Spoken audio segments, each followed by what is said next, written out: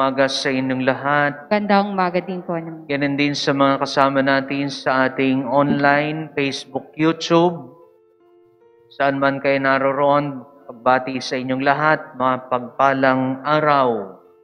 Sumapit na tayo ngayon sa ikatlong linggo sa panahon ng Pasko, ng muling pagkabuhay ng ating Panginoong Kristo. Ang tema, sa ngalan ni Jesus na muling nabuhay, ipinapangaral sa lahat ng bansa ang kapatawaran ng mga kasalanan. Sumainyo ang kapayapaan. Ito po ang bati ng ating Panginoong Jesus sa kanyang mga alagad. Sa misa, ito rin ang ating maririnig sa bahagi ng misa kung saan sinabi ng Panginoon sa mga alagad, kapayapaan ang iniiwan ko sa inyo, ang aking kapayapaan ang ibinibigay ko sa inyo. At ang pagbati rin sa atin ng ang kapayapaan ng Panginoon ay laging sumainyo. At ang ating sagot ay sumairin.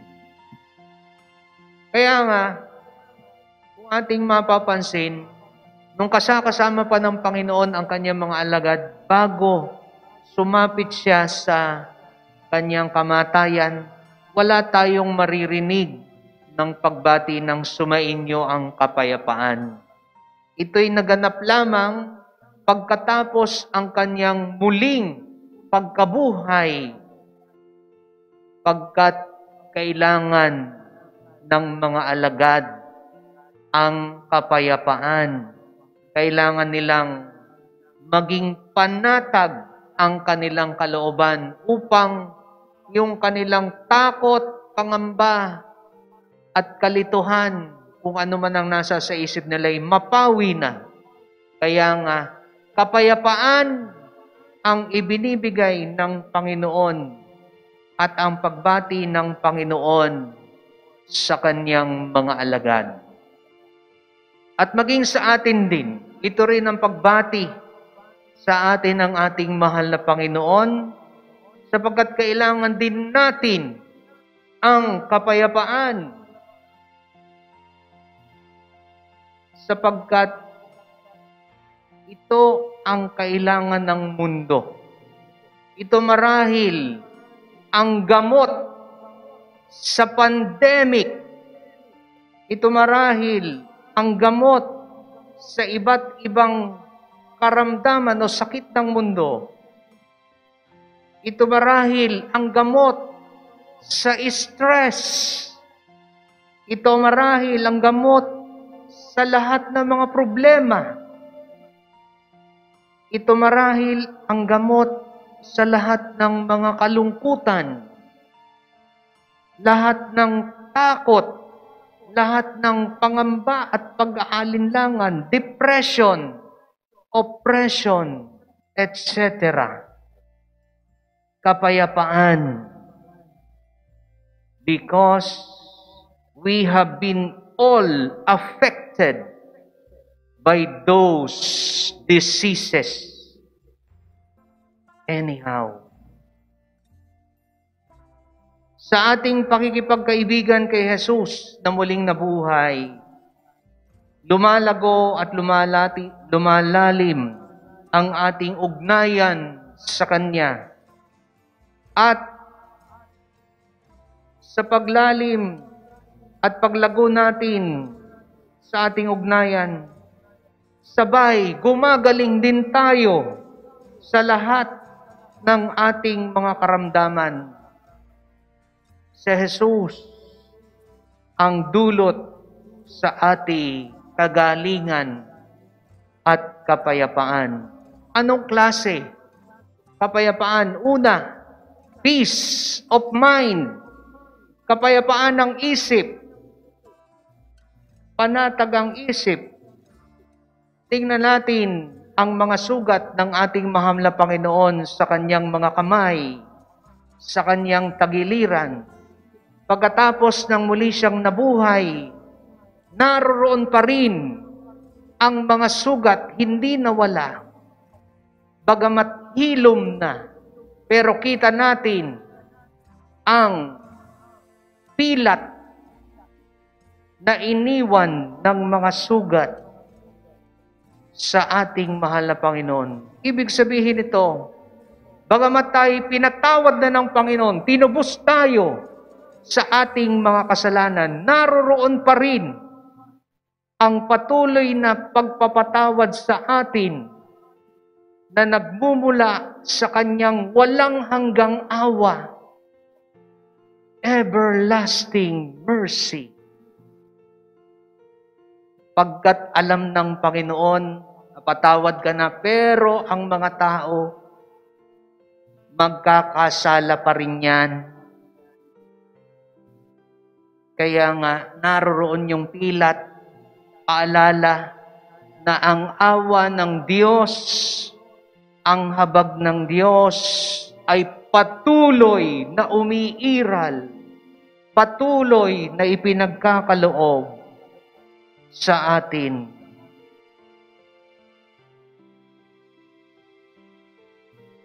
Ikalawa, peace of heart, kapayapaan ng puso.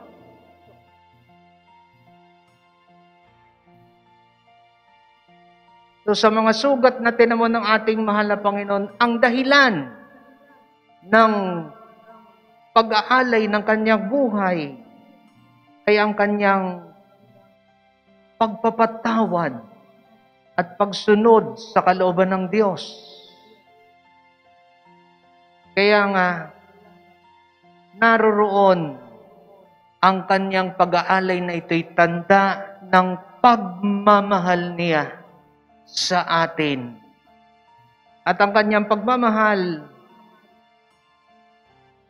sabihin nating iwanan na tayo ng mga ibang nagmamahal, pero ang Panginoon naririyan, nagmamahal, maging sino ka man.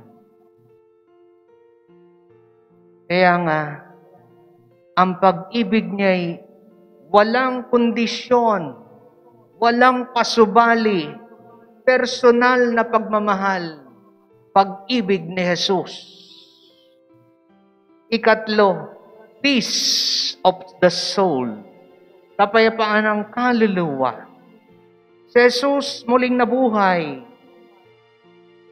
Ang dulot niya sa atin, kapayapaan ng kaluluwa. Ibig sabihin, ipinadama niya ang kanyang pagliligtas at pagmamahal sa bawat isa sa atin. Gusto niya maligtas tayong lahat, ang mga kaluluwa, tayo rin. Makibahagi, participatory ng komunidad sa pagbabahagi ng kapayapaan sa bawat miyembro nito. Kaya tayo rin, tulungan natin si Jesus upang ibahagi ang kapayapaan sa lahat ng mga kaluluwa sa bawat miyembro ng ating simbahan. Saint Marcellus, a righteous saint, naulila siya ng maagap sa kanyang mga magulang noong 5th century sa Middle East. At siya'y iniwan sa kanya ng mga magulang ang mga malaking halaga, kayamanan, no? Marami siyang mga inheritance mula sa kanyang mga magulang. Kaya nga sabi ng kanyang mga kaanak, huwag mong gagamitin sa masama, palala nila kay Marcellus, ang iyong kayamanan. Gamitin mo ng tama, buong husay. Kaya napag-isip-isip ni Marcellus, ano nga bang gagawin ko sa aking mga kayamanan? So, naisip niya, ang bata, anong makapagpapasaya sa kanya? Laruan. Bigyan mo ng laruan ng bata. Magiging masaya na ito. Nagdudulot sa kanya ng kasiyahan. Pero sa mata ng mga nakatatanda, sasabihin niya mga yan, sayang ang pinambili ng laruan. Kung ito'y ginamit na lang sa iba, marahil malayo ang naabot, nakatulong pa. Sa kaisipan ng mga nakatatanda, ang sasabihin, kung yan ay pinalago na lang, no? Sapagkat sa kanilang kaisipan, mahalaga ang pera, mahalaga ang mag-ipon, business, kalusugan. Yun ang mga pinag-i-invest ng mga nakatatanda. Kaya nga, isip ulit si Marcellos, ano nga kaya ang kalooban ng Diyos? So napagpasya niya sa kanyang sarili, pumunta na lang sa malayong lugar. Punta na lang siya sa Ephesus, sa Efeso. O sa kasalukuyang panahon, ito ay ang bansang Turkey, between Asia and Middle East. Kaya nga, doon siya naglagi sa pangangalaga ng mga mahuhusay na mga Kristiyano. Nagpaalaga siya roon. At tama ang kanya naging pasya, sapagkat doon siya lumago sa karunungan at hanggang sa siya nga ay naging monghe. He lived a monastic life at siya ay naging isang abot o isang abad sa Constantinople o ngayon ay ang capital ng bansang Turkey, ang Istanbul. Yan. Kaya nga, naging advisor siya ng mga leader ng simbahan, ng mga obispo, at ng maging mga emperador nung panahong iyon. Sa madalit salita, na ipalaganap ni Marcellus ang kapayapaan ni Kristo sapagkat maganda ang kanyang naging pundasyon, si Kristo. Ano nga baga ang mga hadlang sa pagkakamit ng kapayapaan? Obstacles of attaining peace. Una, alam natin ang unang hadlang ay ang kasamaan, ang kasalanan. Sa ikalawang pagbasa, malinaw itong sinasabi. Sabi doon, mula sa unang sulat ni Juan, Apostol San Juan, ang mga nagsasabing nakikilala ko siya, ngunit sumusuway naman sa kanyang mga utos ay sinungaling. Kaya nga, kinakailangan mag-adhere din tayo, mag-conform din tayo sa turo ng ating simbahan, sa turo ng ating mahal na Panginoon. Huwag nating isasantabi yung mga iyon. Pagkat ano ang kalaban ng mga turo ng ating mahal na Panginoon sa kasalukuyang panahon?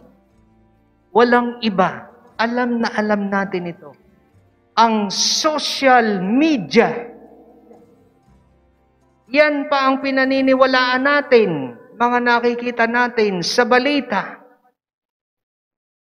Mas pinaniniwalaan pa natin si Google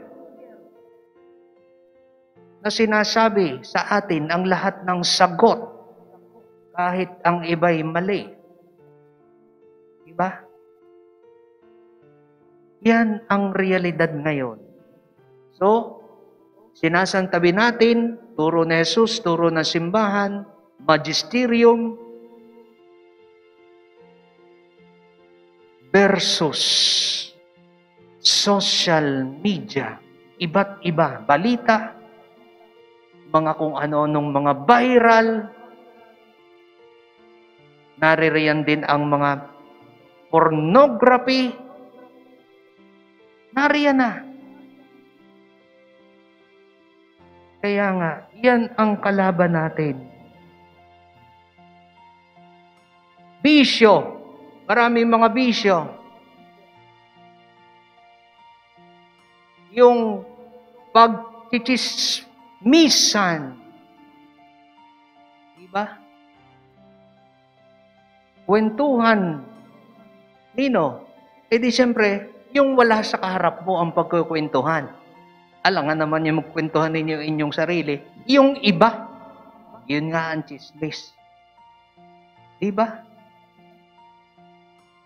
Pangingialam sa buhay ng may buhay. Pag-aaksaya ng oras sa mga walang kapuraraan na bagay at iba pa. Anong kailangan natin?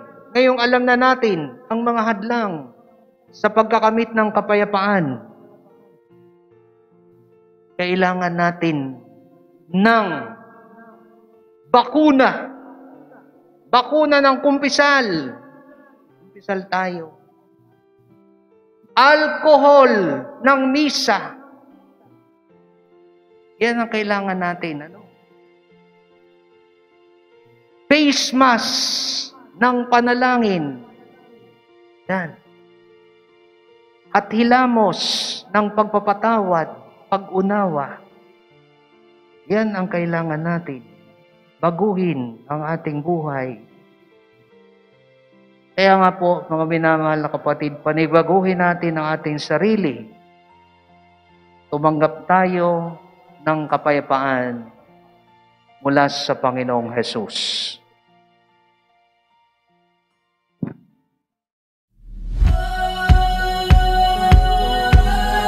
Thank you.